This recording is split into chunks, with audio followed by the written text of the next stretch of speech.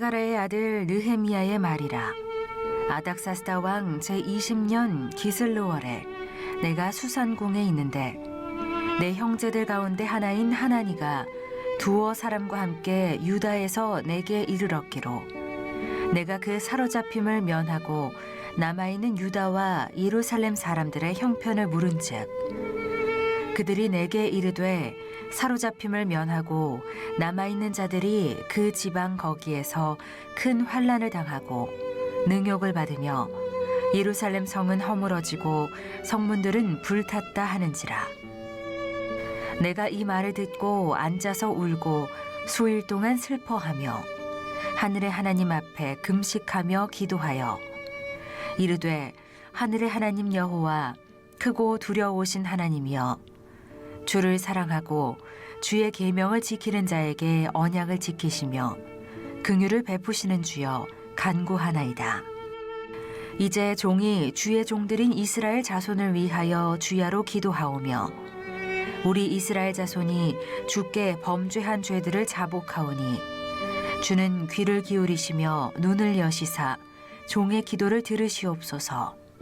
나와 내 아버지의 집이 범죄하여 주를 향하여 크게 악을 행하여 주께서 주의 종 모세에게 명령하신 계명과 율례와 규례를 지키지 아니하였나이다.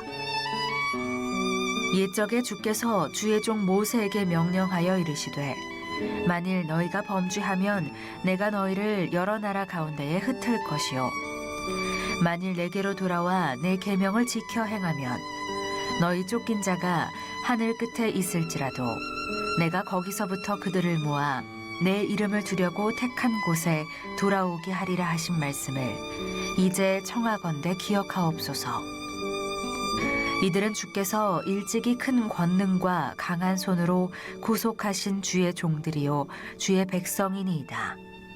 주여 구하오니 귀를 기울이사 종의 기도와 주의 이름을 경외하기를 기뻐하는 종들의 기도를 들으시고 오늘 종이 형통하여 이 사람들 앞에서 은혜를 입게 하옵소서 하였나니 그때에 내가 왕의 술 관원이 되었느니라. 오랜만에 우리 여러분과 대면하는 예배를 드리게 되니까 정말로 감회가 새롭습니다. 한 2개월 동안 응답이 없는 설교를 해봤어요.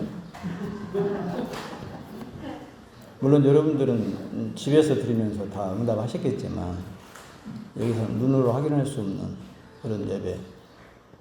그래도 우리 모든 국민이 혼연일체가 되어서 정말로 우리 전라도 말로 즐거운 국민성, 지혜 있는 국민성을 발휘해서 코로나가 진정 국면에 이르고 이제는 세계에서도 우리나라의 국민성이라든지 우리나라의 정치 질서 이런 거 인정해주는 놀라운 그런 효과를 봤습니다. 불행 중 다행이죠. 오늘 이 느헤미야를 제가 많이 생각을 해봤습니다. 코로나가 회복이 되면 우리는 어떻게 할까? 우리 믿는 성도들은 어떤 마음을 현재 품고 있을까? 이런 생각을 하면서 좀 듣기는 거부하겠지만 우리 성경에서 보는 것처럼 알곡과 쭉정이가 구별될까? 이런 생각을 많이 해봤습니다. 오늘 이 느헤미야서 우리가 가장 앞에 나와 있는 기본이 되는 1장을 함께 읽었으면 오늘 설교의 내용은 다 들어있습니다. 거기에. 이 느헤미야서는 사실은 이 에스라서하고 함께 쓰여진 속편에 해당되는 느헤미야서입니다. 잘 아시겠지만 느헤미야라고 하는 말은 하나님은 위로자라고 하는 말씀이죠. 오늘 이 느헤미야서의 핵심 용어가 목표와 재건입니다. 그래서 오늘 무너진 성벽을 재건하라고 하는 그런 제목을 한번 맞춰봤습니다. 어떤 의미에서 보면 오늘 1장 1절부터 11절까지 내용을 보면 고향 소식에 의해서 느헤미야라고 하는 이 술관원 장관이 자기 고국을 향해서 회개 기도하는 그런 내용이죠. 자기 잘못이라고 인정하면서 우리가 이렇게 외국 땅에 와서 끌려와서 느헤미야는 3대부터 끌려와가지고 지금 3대째 그 남의 나라에서 살고 있는 사람이었습니다. 그런데 1차, 2차 포로 귀환이 있었지만 느헤미야는 돌아가지 못하고 3차 귀환 때까지 있는 그런 상황인데요. 오늘 그래서 이 느헤미야서를 보면서 이 느헤미야라고 하는 그 관료가, 그 나라의 관료가 그 행했던 그 내용을 보면서 우리나라 3.1절을 한번 생각해 봤습니다. 3.1절이 어떻게 된 배경이었는가. 올해 3.1절이 작년에 100주년이었습니다. 1919년이었으니까. 근데 올해 101번째 기념 행사가 있었을 텐데 아주 간소하게 치러졌죠. 왜 그랬습니까? 이 코로나라고 하는 질병 때문에 우리 모든 행사랄지 모든 일정이 취소되기도 하고 연기되기도 하고 간소화되었습니다. 그런데 우리가 작년도에는 상당히 성대하게 100주년 3.1절 기념식을 했습니다. 이 3.1절은 일제강점기에 이 땅에 무너진 주권을 되찾기 위해서 이 광복에 불을 붙였던 그런 내용이죠. 그런 정점의 사건이었습니다. 그런데 그 3.1절을 우리는 지금 이제 3.1절이라고 쉽게 부르고 있지만 3.1절이 이제 성사됐을 때, 성사되기 직전에 이제 언제 할 것인가 놓고 결정할 때에 그때 하는 고심을 했다고 합니다. 처음에는 3월 3일 날, 월요일 날 하자고 그렇게 했다고 그래요. 그런데 이때가 고종 황제의 장례식이 되었습니다. 3월 3일 날이. 그게 잘못하면 그때만 해도 왕조시대니까, 왕조시대니 말기니까 이 황제에 대한 불경이 아닐까. 그래서 날짜를 변경합니다. 3월 2일로 이제 가자고 합니다. 3월 2일로. 그런데 왜 3월 2일이 되었을까? 민족 대표 그때 당시에 기미 독립선언서 33인 중에 16명이 기독교인이었습니다. 그 16명의 기독 대표자들이 그날이 바로 주일이기 때문에 반대합니다. 3월 2일을 반대해요. 그래서 3월 1일 토요일이 된 것이라고 해요. 3월 1일이. 그러니까 주일을 피하기 위해서 3월 1일이 된 것이죠. 주일을 피하기 위해서. 근데 여기서 우리는 그대로 간과해서는 안 될 그런 내용입니다. 혹시 이렇게 생각할지 모릅니다. 아니, 주일 한번 빠지는 것이 뭐라고 민족의 대운명이 걸린 날에 주일이니까 옮기자는 것이 말도 안 된다고 생각할 수가 있습니다. 그렇죠? 그런데 지금 우리 사회 그리고 나부터는 어떻습니까? 다는 아니겠지만 학원 수업만 주일날 잡혀도 주일날 손님만 와도 또 그리고 놀러갈 계획만 잡아도 주일을 빠질 수 있다고 생각한다면 이 일은 너무나 황당한 일처럼 생각할 수 있을 수 있습니다. 주일이라고 3.1절을 옮기는 것은 아주 황당하게 생각할 수 있죠. 그러나 이것은 단순한 주일이나 또 그것이 아니냐 이런 것이 아니라 민족을 등한시해서가 아니라 하나님을 섬기지 않는 곳에서는 민족의 미래를 찾을 수 없기 때문입니다.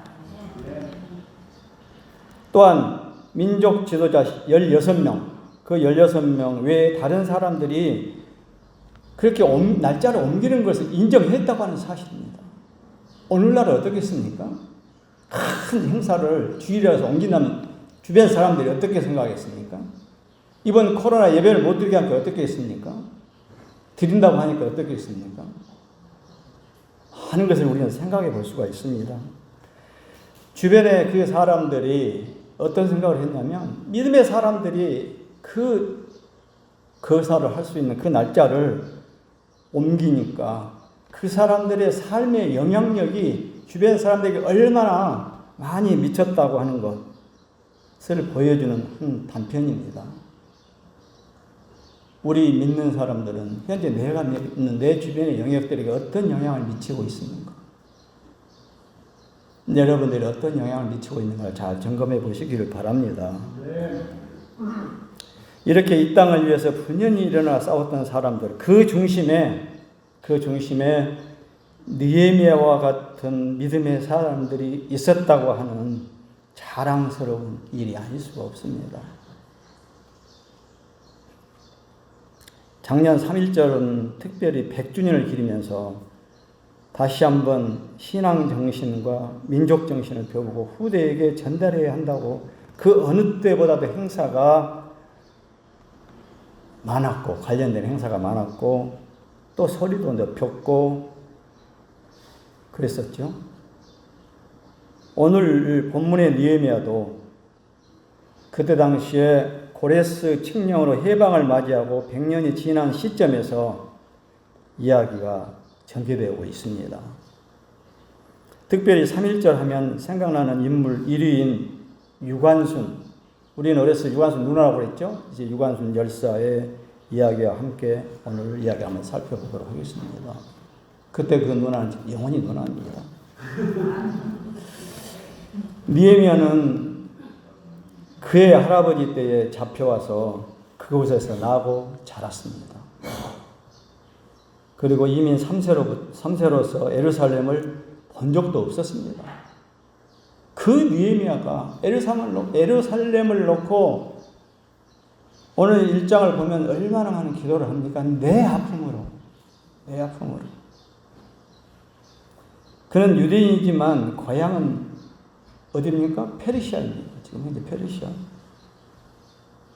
이민 3세로 이방에서 태어나 이방의 문화에서 자라났습니다. 거기에서 이방 사람으로 얼마나 노력했고 성실했는지 페르시아 왕궁에서 중요한 위치까지 오르게 된 그 느헤미야. 세상적으로는 그런 것이 없을 정도로 명예와 권력을 얻었고 성공했습니다. 포로된 할아버지로부터 지금까지 내려오면서 인정을 받았다고 하는 사실이죠. 오늘 본문 1절에 그는 아닥사스다 왕 제2년 기스르월의 수산궁에 있었다고 합니다. 수산은 지명입니다. 그 궁에 있었다고 해요. 수산궁은 왕이 겨울에 머무는 성으로 기스르월은 11월부터 12월로 이렇게 말하고 있더라고요. 또 그는 당시 술관원이었습니다. 술관원이라니까 우리 술 맛보는 사람이라고 하는 생각해서는 안 됩니다. 물론 술 맛도 보죠. 왕이 마실 술 맛도 보겠죠. 근데 모든 음식을 먼저 자기가 관장한다는 것이죠. 그때 당시만 해도 왕을 그냥 독살하고 모르게 여러 가지 음해가 있고 막 하다 보니까 그런 직책을 두었던, 물론 지금도 아마 그럴 것 같아요. 청와대 같은 데서는. 그런데 그런 술관원이었습니다. 뭐 회사의 술상무 정도라고 생각해서는 안 되겠죠. 그런 것이 아니고 왕의 가장 가까운 자리에서 왕의 음식을 관할하는 그런 직책이었습니다. 이렇듯 느헤미야는 모든 삶의 기원과 성공을 이루어서 굳이 예루살렘을 신경 쓰지 않아도 편하게 잘 살 수가 있었습니다. 이렇듯 느헤미야는 모든 삶의 기반과 성공을 이루어서 또 그런 부러움이 없는 그런 환경 속에 있었지만 가본 적도 없는 그 예루살렘을 놓고 소식이 궁금하고 또 하나님의 성전이 궁금했습니다.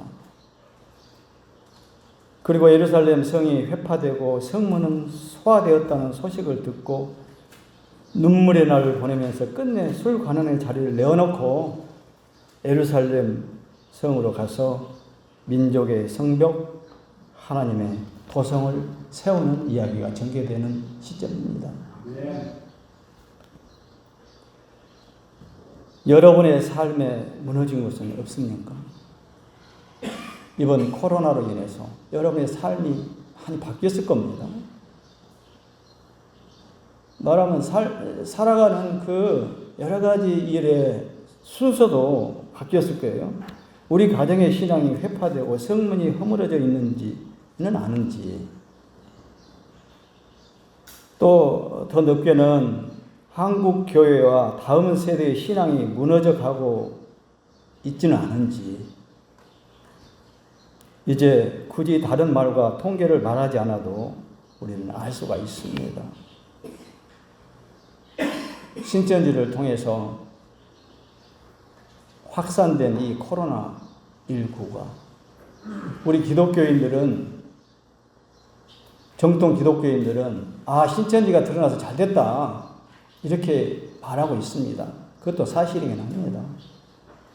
그런데 기독교를 잘 모르고 있는 그냥 믿는 사람들, 그 예수쟁이들, 예수쟁이라는 말 나쁜 건 아니겠죠. 그러나 이 사람들이 볼 때는 하나로 봐버리거든요. 하나로. 믿는 사람들 저 모양이다. 그리고 신천지 이후에 어느 정도 가닥이 잡혔을 때 기존의 우리 기독교는 많은 사람들로 하여금 어떻게 지탄을 받았습니까?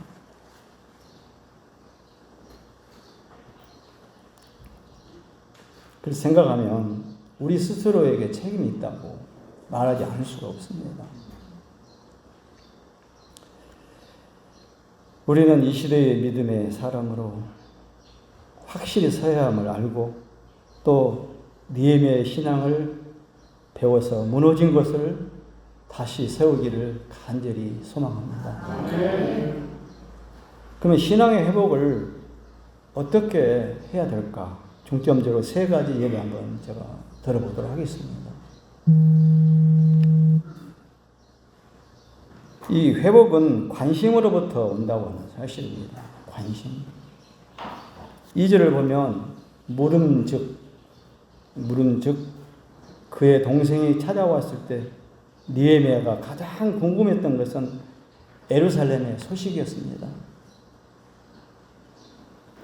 우리는 여기서 니에미아의 관심이 어디에 있는가를 볼 수가 있습니다. 예를 들어보면 우리 사회에서 사는 세상 속에 아내가 임신하니까 거리에 임신한 여성들이 많이 보인다고 합니다. 우리 집에 중고등학교 학생이 있으니까 요즘에 코로나 때문에 학교는 언제 개학을 할까 관심이 많죠. 그런데 학생이 없고 이런 사람들은 물론 뉴스는 듣지만 관심이 그 사람들만 할까요? 이 무너진 성벽의 회복은 관심으로부터 출발합니다. 한국교회 회복은 주님의 교회에 대한 애정 어린 관심으로부터 시작한다고 하는 사실입니다. 교회를 다니는 사람은 많지만 교회를 진정으로 사랑하는 사람은 적어지고 있는 이 시대 아닙니까? 그냥 와서 자리 채우고 예배만 드리고 가면 되는 것으로, 그냥 오늘 나는 예배 드렸으니까, 점 찍었으니까 이렇게 하는 사람은 없는지, 다음 세대에 대해서 걱정하는 사람들이 많습니다. 다음 세대. 비판하기도 합니다. 그러나 그들에게 필요한 것은 관심입니다. 관심. 우리가 늘 말하지 않습니까? 네 마음이 있는 곳에, 네 물질이 있는 곳에 네 마음이 있다고. 무너진 세대, 무너진 가정, 무너진 교회, 관심으로부터 다시 시작할 수가 있습니다. 무엇보다도 나의 영적 상황에서 경각심을 갖고 관심을 가져야 회복이 시작된다고 하는 사실입니다. 느헤미야의 관심이 온통 주님의 성전, 주님의 나라에 있었다는 것을 볼 수 있는 것은 예루살렘 성이 허물어지고 불탔다는 그 소식을 듣자마자 그는 다리에 힘이 풀리고 털썩 주저앉아서 울고 수일 동안 슬퍼했다고 하는 것입니다. 우리는 무엇 때문에 웁니까? 느헤미야는 자신의 형편으로는 하등에 울 일이 없지요. 그러나 하나님의 성전과 성벽이 회파되는 것 때문에 잠을 이룰 수가 없는 느헤미야의 심정입니다. 우리에게 이러한 거룩하고 숭고한 눈물이 있기를 바랍니다. 나는 울 일이 없습니다. 그런데 때로는 다른 사람 때문에 눈물을 흘릴 줄 알기를 바랍니다. 한국 교회 요즘 어렵고 안타까운 소식을 들을 때 여러분은 비판에 합세하십니까? 아니면 기도에 눈물을 흘리는 마음이 있습니까? 한국 교회 때문에, 이 나라 때문에, 한 영혼 때문에 기도의 눈물을 흘릴 줄 아는 그리스도인들이 되기를 간절히 바랍니다. 세상에서 제일 나쁜 사람은 그저 나뿐인 그런 사람이라고 합니다. 하나님은 중보적 마음이 있는 사람을 기뻐하시고 축복하십니다. 우리는 중보 기도를 얼마나 하고 있습니까? 그래서 두 번째, 회복은 기도부터 시작해야 된다고 하는 것입니다. 느헤미야는 관심과 눈물을 넘어서 모든 문제를 하나님께 가져가는 기도를 드린 그런 사람이었습니다. 슬픔에만 잠겨 있다고 문제가 해결되는 것은 아닙니다. 무너진 것을 세우고 미래를 여는 것은 기도로부터 시작되는 것입니다. 유관순 누나, 유관순 열사, 그 어린 소녀가 그런 용기를 가지고 나설 수 있었던 것은 어떤 힘이었겠습니까? 그녀는 독실한 청년 크리스찬이었습니다. 그리고 기도의 사람이었다고 합니다.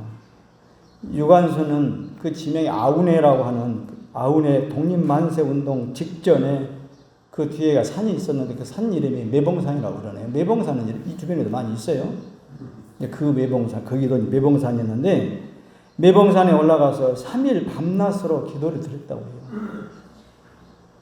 우리도 유관순 누나 어려서 그 공부하고 할 때는 그런 내용은 잘 못 들었는데 자세히 보니까 3일 밤낮으로 기도했다고 해요. 매봉산은 그의 생가의 뒷산이에요. 뒷산. 유관순 누나가 기도할 때마다 함께 데리고 갔던 조카가 있었어요. 조카 유재한은 훗날 다음과 같이 해고했습니다. 사흘 동안 기도만 했습니다. 사흘째 되던 날 뭔가 계시를 받은 듯 기도를 마친 유관순의 얼굴은 온통 환하게 빛이 났고 말에 힘이 있었으며 담대한 모습이었습니다. 유관순의 기념비 비문에는 유관순이 거사 직전 올린 기도가 기록되어 있습니다. 그 기도의 내용은 오 하나님이시여 이제 시간이 임박하였습니다. 원수 외를 물리쳐 주시고 이로 말미암아 이 민족이 행복한 땅이 되게 하소서. 주여 같이 하시고 이 소녀에게 용기를 주옵소서. 대한독립만세 이렇게 비문했습니다. 세 번째로 회복은 신앙의 세대 연결을 통해서 회복은 신앙의 세대 연결 나만이 끝나는 것이 아니라 내 자식 때 손자 때 이렇게 쭉 내려가는 그 신앙의 세대 연대. 물론 여러분들께서도 자식들, 자자손손 계속해서 신앙이 이어지기를 기도할 줄로 믿습니다.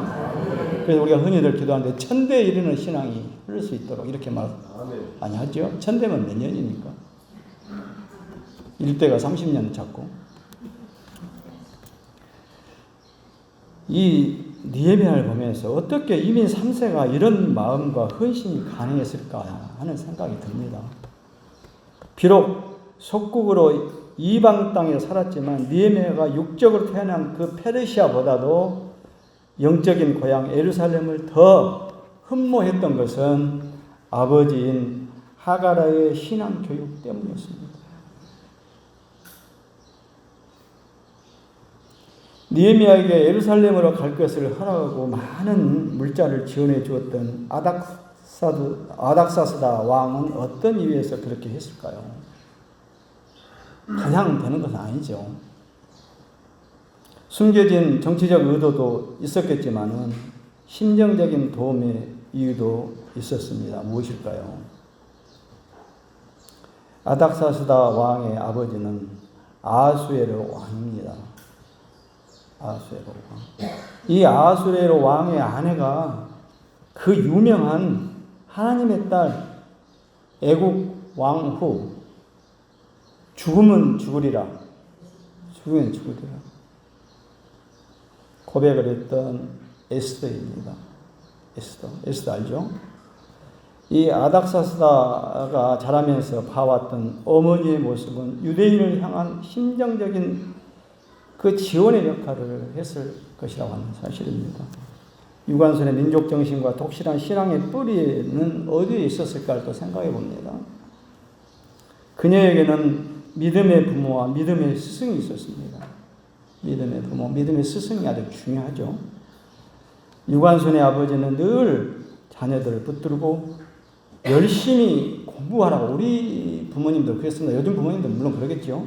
열심히 공부해서, 그냥 지금은 또 열심히 공부해서 잘 되라고는 하지만 잘 되라고 돈도 잘 벌고 좋은 위치에 올라가고 높은 위치에 올라가고 이게 조금 아니 그러죠. 물론 그것도 포함이 돼야 되죠. 그러나 유관순의 부모님은 열심히 공부해서 민족의 일꾼이 되라고 계속 그렇게 기도하고 앞에서 듣는데 이야기를 하고 그렇게 기도를 했다고 합니다. 민족의 일꾼이 되라고.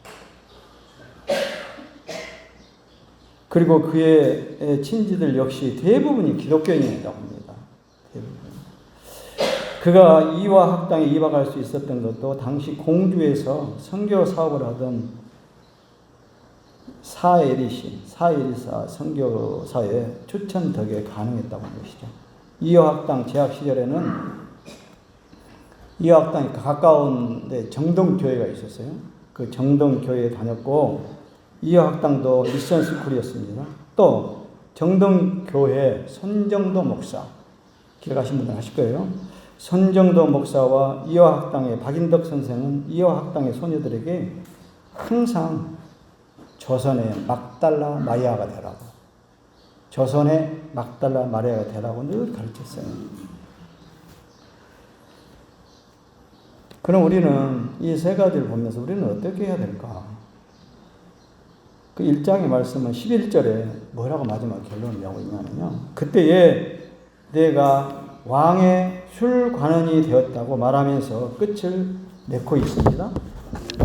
왕의 술관원이 됐다고. 자랑입니까?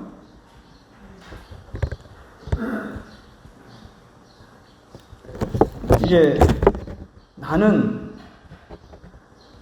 염려 없다는 것입니까? 자랑입니까? 염려 없다는 것입니까? 아니죠. 이 말은 이렇게 표현할 수가 있습니다. 이 일 때문에 내가 지금 이 자리에 있구나. 이 일 때문에 내가 이 자리에 있구나. 그런 대답입니다. 여러분들이 현재 그 위치, 여러분들의 재정적으로 부유함, 마음의 넉넉함, 이것은 무엇 때문에 있습니까? 에스더를 권면했던 삼촌 모르드게의 고백이 있습니다. 에스더의 4장 14절 한번 봅니다. 에스더서 4장 14절 이때에 내가 만일 잠잠하여 말이 없으면 유다인은 다른 데로 말미암아 높임과 구원을 얻으려니와 너와 내 아버지 집은 멸망하리라. 네가 왕후의 자리를 얻은 것이 이때를 위함이 아닌지 누가 알겠느냐.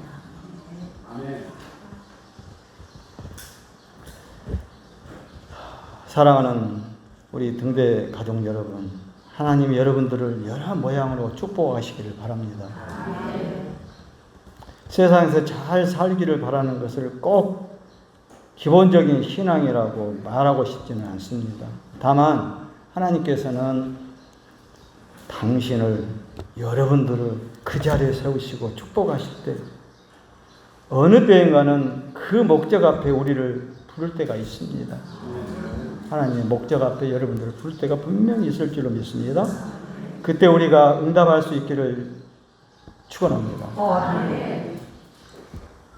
당신은 수산궁이 목적입니까? 예루살렘? 하나님의 도성? 하나님의 나라가 목적입니까? 다시 말해서 수산궁입니까? 예루살렘입니까? 기도하겠습니다.